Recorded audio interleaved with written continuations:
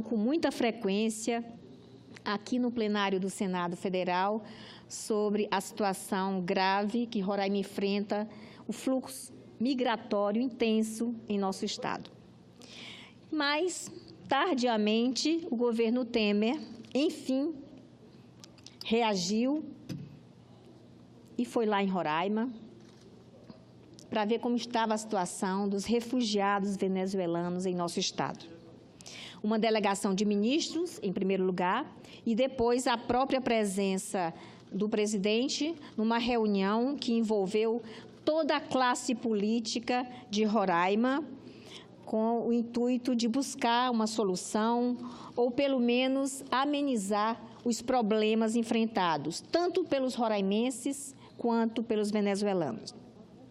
A parte do jogo político, puderam constatar o presidente e seus ministros os problemas que temos denunciados aqui no plenário desse Senado Federal, inúmeras vezes. A elevada proporção de imigrantes, que já supera os 10% só na capital, nossa capital Boa Vista. É evidente que o Estado não dispõe de infraestrutura suficiente para fazer frente a essa brutal e inesperada demanda. O presidente anunciou depois um pacote de medidas com as quais pretende enfrentar essa crise. Muitas delas são providências que já defendemos aqui no plenário do Senado, como a possibilidade de aproveitar as capacidades de trabalho dos imigrantes, muitos dos quais têm escolaridade acima da média. Segundo dados da Polícia Federal, teriam em torno de 25% dos venezuelanos em Roraima com nível superior. Esse pacote anunciado, porém, deixa dúvidas. Nada há de preciso nas medidas mais importantes. Não se sabe sequer o volume de recursos envolvidos. Recursos que são indispensáveis para o Estado já extenuado financeiramente pelo desafio que enfrenta com essa crise há 2 anos.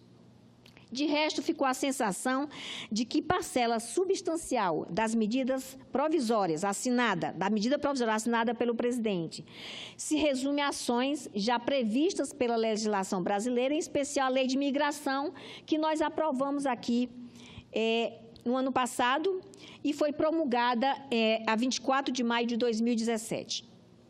A verdade é que faltam a Roraima os instrumentos essenciais para fazer frente a essa onda migratória, ainda mais envolvendo municípios tão pequenos como Pacaraima. Mesmo Boa Vista, nossa capital, que tem mais de 300 mil habitantes, não tem como suportar a curto prazo o ingresso de mais de 50 mil pessoas, quase todas famintas e sem horizontes. Os problemas maiores se refletem na vida urbana. Os milhares de imigrantes circulam pelas ruas. Ao menos 25% deles estão em situação de rua, morando nas praças, debaixo de árvores, com crianças, com adolescentes, com recém-nascidos. É uma situação de dar dó.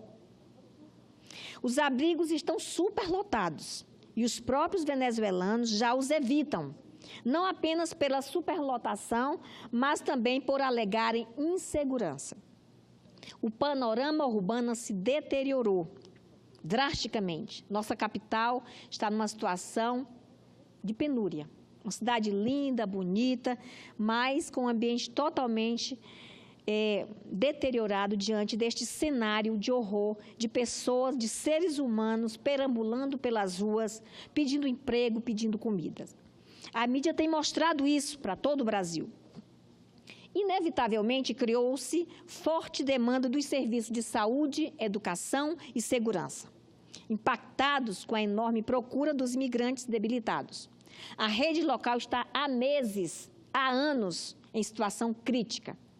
Ações emergenciais se tornaram imprescindíveis, como a vacinação, que se tem feito em áreas de larga concentração de imigrantes venezuelanos, como na Praça Simão Bolívar. Neste final de semana, houve imunização contra o sarampo, doença já erradicada no Brasil, mas identificada entre os migrantes. A média de vacinação superou 700 por dia.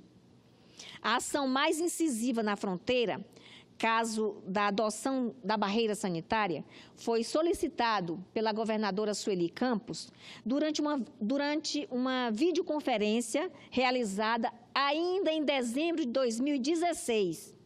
Após esse diálogo com o presidente, prometeu tomar providência, mas a barreira nunca foi instalada. Veja bem, senhor presidente, a governadora participou de uma videoconferência com o presidente em 2016, solicitando o apoio para a instalação de uma barreira sanitária lá em Roraima. O resultado é que ingressam no Brasil portadores de diversas doenças contagiosas, como é o caso do sarampo identificado nesse final de semana.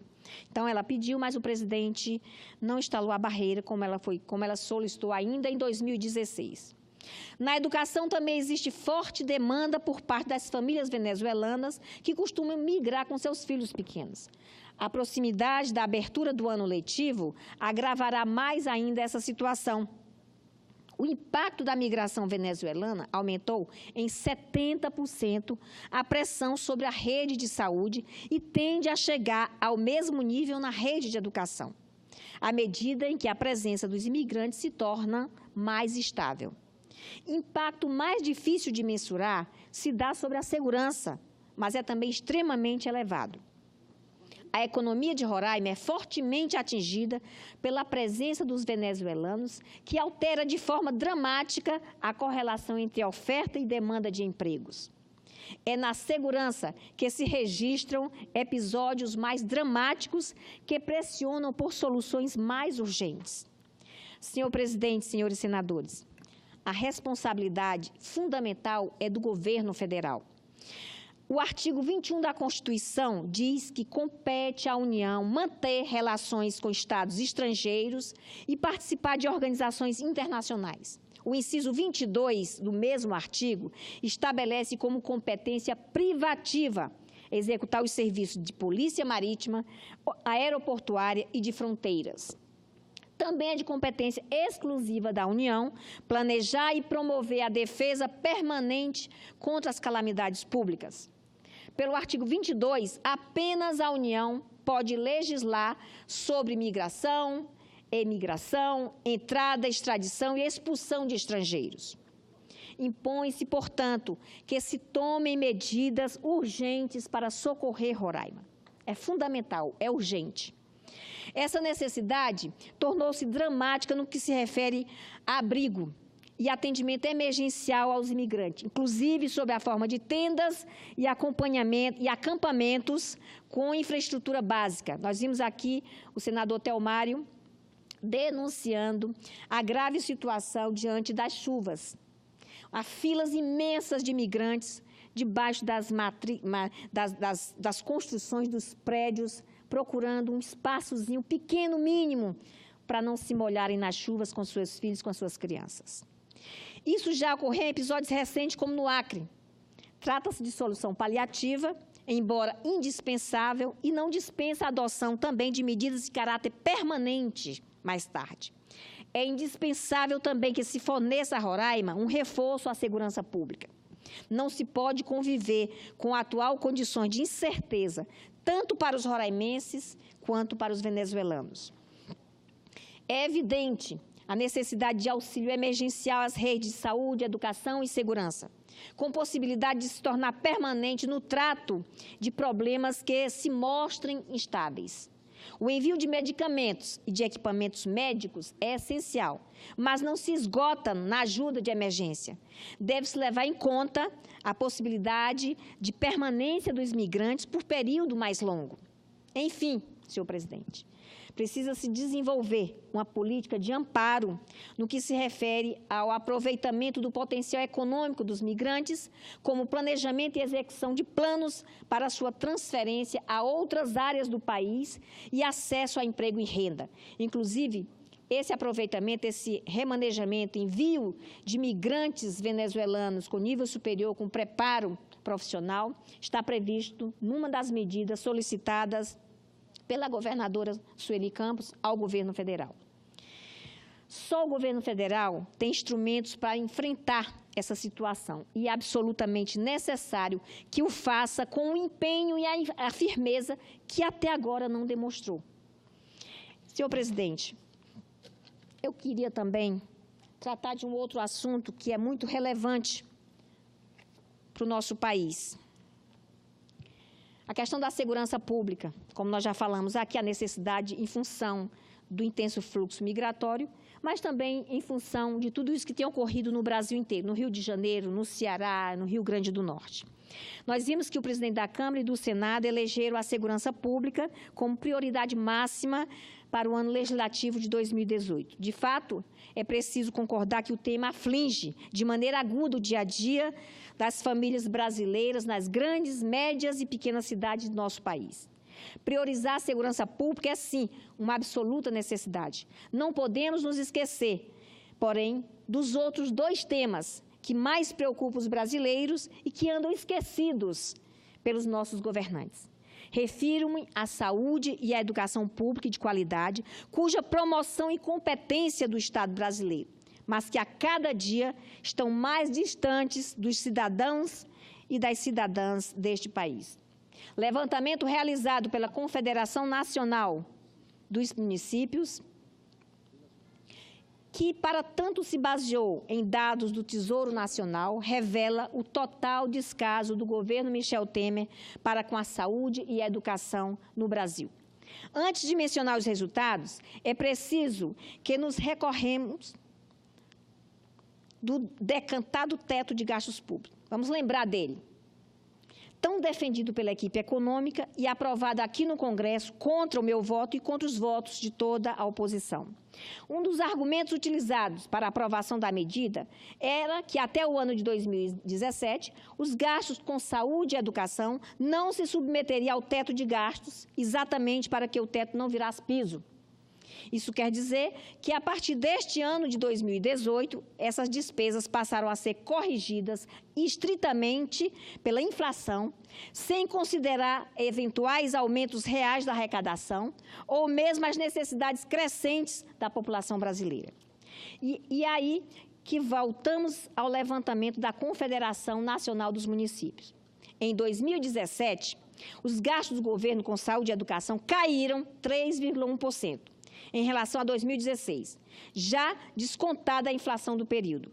Na área de saúde, o gasto efetivo foi de 107 bilhões de reais, sendo que o piso era de 109 bilhões. São 2 bilhões a menos que fazem muita falta a quem mais precisa, ou seja, o cidadão mais pobre, que se amontou nos corredores dos hospitais em busca de atendimento médico. Em sua defesa, o governo Temer pode dizer que empenhou 114 bilhões e, portanto, cumpriu a exigência constitucional. Todos sabemos, entretanto, que o que vale mesmo é o dinheiro efetivamente gasto, ou seja, o recurso que não está apenas num pedaço de papel e que chega de forma de benefícios reais ao país, ao povo. A situação se torna ainda mais aguda quando consideramos as reduções reais de 18,7% na assistência farmacêutica, de 7,7% na atenção básica, áreas fundamentais da assistência à saúde do brasileiro. Na área de educação, além de praticamente acabar com o FIES, o governo promoveu, em 2017, uma queda real dos gastos de 3,5%. Trata-se de uma realidade, ao mesmo tempo, triste e inaceitável. É uma clara demonstração da desídia com que o governo Temer trata a educação do Brasil, que se reflete no sucateamento das nossas universidades federais e dos institutos federais de educação. Infelizmente, a situação tende a se agravar e muito com a aplicação do teto de gastos à saúde e à educação, que será implantado a partir deste ano de 2018. Trocando em miúdos, o desrespeito, a despeito de qualquer recuperação econômica e sem considerar as necessidades crescentes da população brasileira, a correção das despesas com essas áreas fundamentais ficará restrita à inflação do ano anterior. Mais uma vez, como tem sido a tônica do governo Temer e de seus aliados, o povo brasileiro é colocado em último plano. Nas primeiras filas, como sempre, estão lá os ricos, os banqueiros, os rentistas. Isso é inaceitável, senhor presidente. Era isso que tinha a dizer. Muito obrigada.